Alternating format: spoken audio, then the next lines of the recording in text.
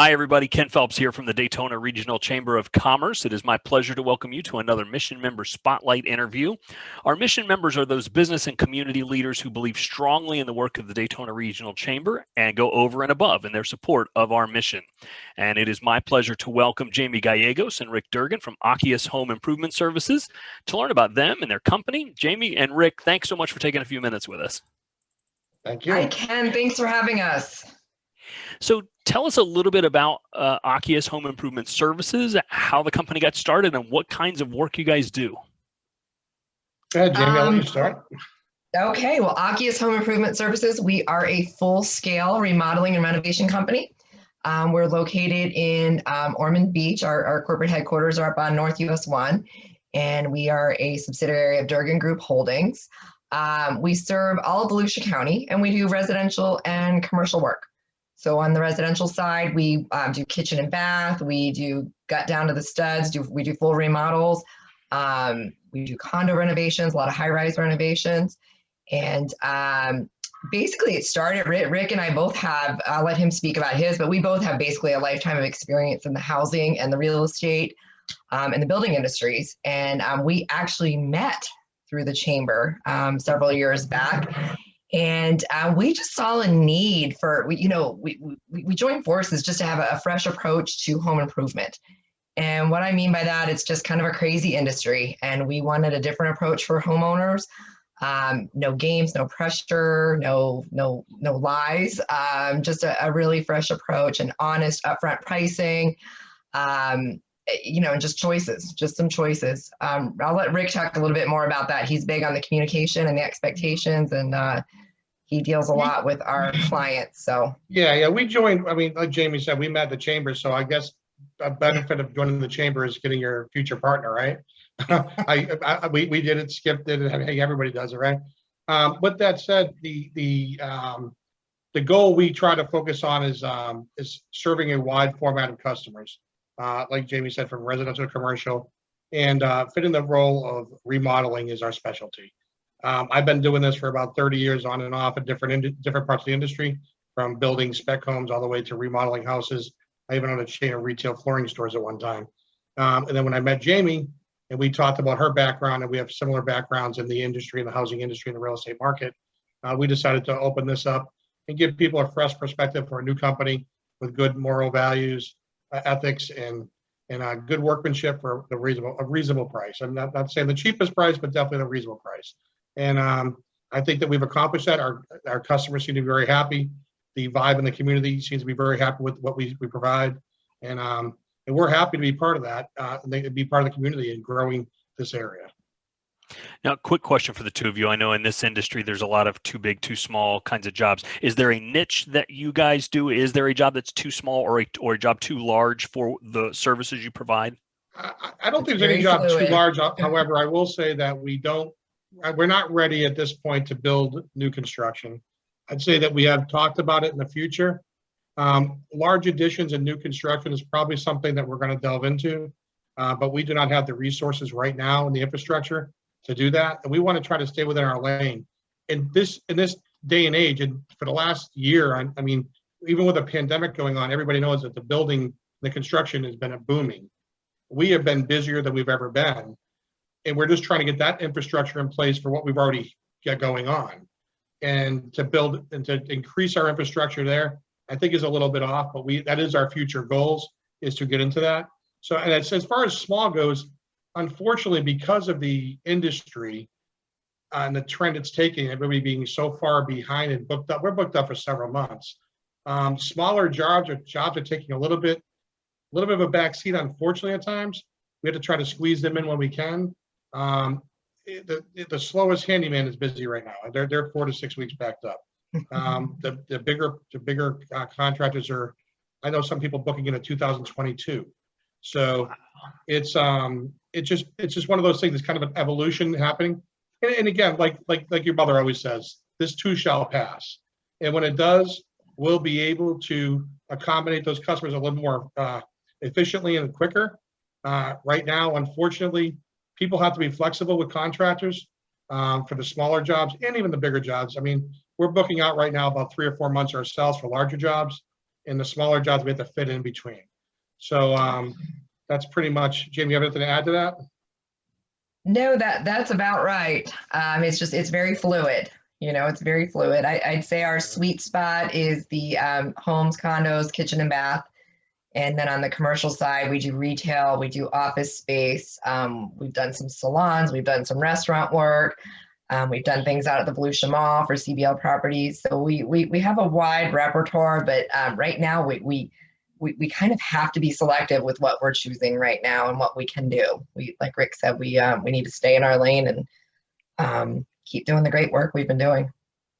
Well, and given those responses, it makes it almost hard for me to understand how the next question even you have the opportunity to. But I know in addition to your business endeavors, you're both very involved in the community and in organizations and giving back to the region. What drives that commitment for each of you to help others? Well, I can speak personally. Well, actually, for the business, community services is a pillar of our business philosophy, of our business model. So Rick and I both have a huge belief in, helping make the community that you live in a better place. So we walk the talk. We're both involved in. We've got a whole list of organizations, and really, it's kind of just an ongoing thing of seeing what we can do to contribute. But we serve in a lot of volunteer and leadership roles. We encourage our employees to do so as well.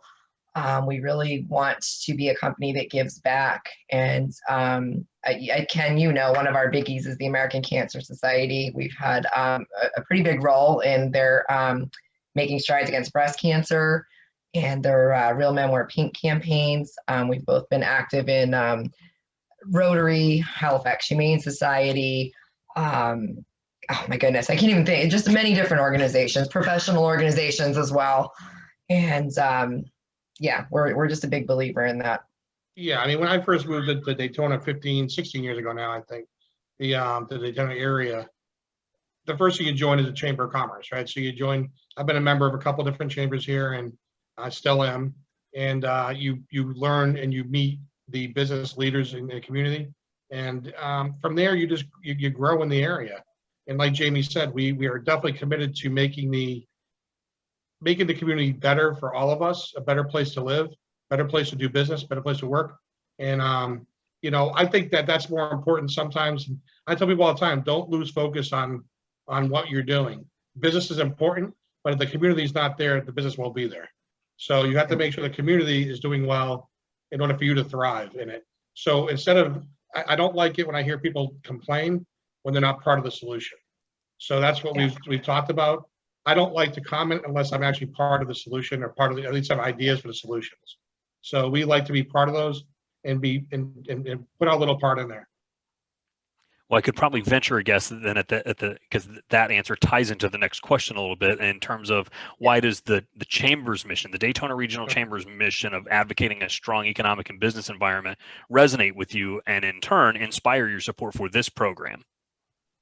Yeah, I'd say that I think the Daytona Chamber in general, in particular, has taken a pretty damn good leadership role in advocating for the community and the business community. And they really have helped bring business into town, and they have helped get the local community to work as one as much as possible, right? So, it's hard to get a bunch of individual businesses to think as one, but I think they've done a good job of facilitating that. And we want to be part of that. We want to be part of the future growth. This area is booming. Jamie, I'm going to steal your word. She calls it a renaissance around here. I think she stole that from somebody else, but at the same token, we really want to. This area is growing. It's booming. It's a big growth area for technology and everything, while it's still keeping its beachside vibe. We have beautiful landscape, the ocean. We have the river. We have nice greenlands inside that we're trying to preserve, as well as the business growth. So I think all that's important. And I think being part of the chamber allows us to have a little bit of a voice, a little bit of participation, and lend a helping hand as well. That's my feeling on it. And that's why we've increased our role with the chamber, and we're going to be increasing even further in the future. And I agree. And I'd also like to add, we realize that the important work that the chamber does, well, and Ken, I'm a former chamber professional, former staff member. So I know what it takes, and it's not easy, and it's not cheap what you guys are doing. So that was one of the reasons that we decided to increase our involvement and become mission members, especially during a pandemic. Nonprofits were really struggling. It was a challenging year for a lot of people, but nonprofits especially. And I know there was unprecedented challenges being faced, and it's crucial. The work you guys do is crucial. It doesn't just happen. Some communities don't have organizations like the Daytona Chamber, and you guys are working with partners and other organizations and attracting and retaining businesses. You're working on developing a trained workforce. You're working on affordable housing. I mean, it doesn't just happen, and it takes money. So our what little part we can have, we want to contribute and make that happen. And we think it's and I got to add one more thing, and kudos to the chamber and the staff. During the pandemic, a lot of people, we got locked down for a while. We had businesses closing down. And I think the chamber, the Daytona Chamber in particular, was very, very passionate in being involved and being responsive to the community. And kudos for that. Kudos to you. You're a big part of that with the technology side of it and getting things together. It not only did it help us with the application and getting the PPP out there and all that and everything else, you actually at times when most needed, were putting people together on virtual Zooms. Believe it or not, that was kind of pretty important. I mean, people were not seeing each other. We're a social people. I mean, we want to be out there in social atmospheres, and we were all locked up in our house. So I thank you for that. I appreciate your kind words. It definitely has been a trying year. So let's take that. We talked about some of the silver linings coming out of this last difficult year. Let's end it on the positive note. What do each of you believe is the best aspect of doing business in the Daytona Beach region? Rick, you want to go? Well, I mean, I think it comes down to kind of what we've already talked about. This area, we live here. We want it to be a better place. Doing business in this area and having people do business with each other, in my opinion, keeps the dollars in the area, helps provide. I mean, we have a lot of influx of people coming from up north. Let's keep that going and provide the area local businesses to continue to thrive with each other and keep the dollars here. That's what I would like to see done. Yes, you have to have national businesses that you're doing business with, but as far as spending our money here and basically doing business here, I think it's just to grow this area to a better place to live and work for all of us, including our children. I mean, we want this to go on long after we're around. I mean, so we want to make sure that this is a beautiful place for them 20 years and 30 years and 40 years on the road. And Jami, thoughts, or did he steal all your thunder? No, that was some good points. I'd also like to add, I mean, my family's been here for a couple generations. I've been in Ormond Beach since the 80s, Seabreeze graduate. I've seen a lot of growth here.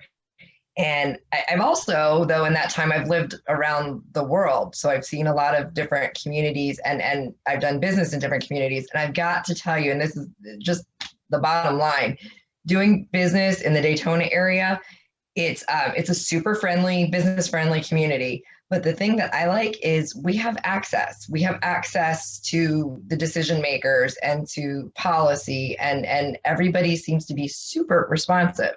I know Rick and I have, in our day to day, we've got a problem with a permit in this municipality or this, that, or the other. And, we've got access to people and we get responses. They're responsive. So I think that's a big deal when you're doing business. And, of course, we've got work to do, affordable housing.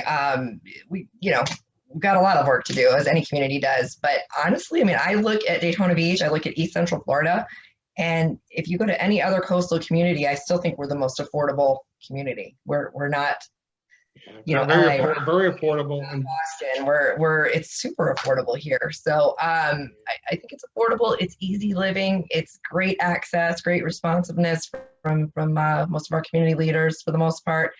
And look at our higher education system. I mean, my gosh, we've got Riddle, we've got UCF, we've got Stetson in the county. We've just got to stop that brain drain and keep them here. And I see that happening. So it's an exciting. I keep her around, Ken. She comes up with a lot of things I don't even think of. One thing that Jamie did touch on too, though, is the local community is so tight knit. That is true. When you have a problem, we are becoming a bigger community in a larger area, but we still have the small town feel in a lot of ways. And one of them is like she said, the access. If we have a problem, we know the mayor, we know the chief of police, we know the sheriff. We're friends with them. We see them at functions. We have dinners with them. So and I think that's what a lot of people. I don't think anybody here thinks that any official is unapproachable. I think they're all approachable, and I think that's helped. And the chambers help with that in a lot of ways. I was just going to say, and if we don't know who, the chamber's there to facilitate that. So, yeah. One of the roles we place play. To do business. Absolutely. Yeah. Well, Jamie, Rick, we're very grateful for your support of the Daytona Regional Chamber, and I want to thank you for sharing some time with us today on our Mission Member Spotlight. Thank you, Ken. Thank you, Ken. Thanks for all that you guys do, and we're happy to support those efforts. Absolutely. And we'd like to thank you for tuning into our Mission Member Spotlight. Be sure to check out future editions of the Daytona Regional Chamber e-brief for more Mission Member Spotlights, as well as news and information about your business community. And if you're checking this out on the Daytona Regional Chamber YouTube channel, be sure to subscribe so you get updates when new content's made available.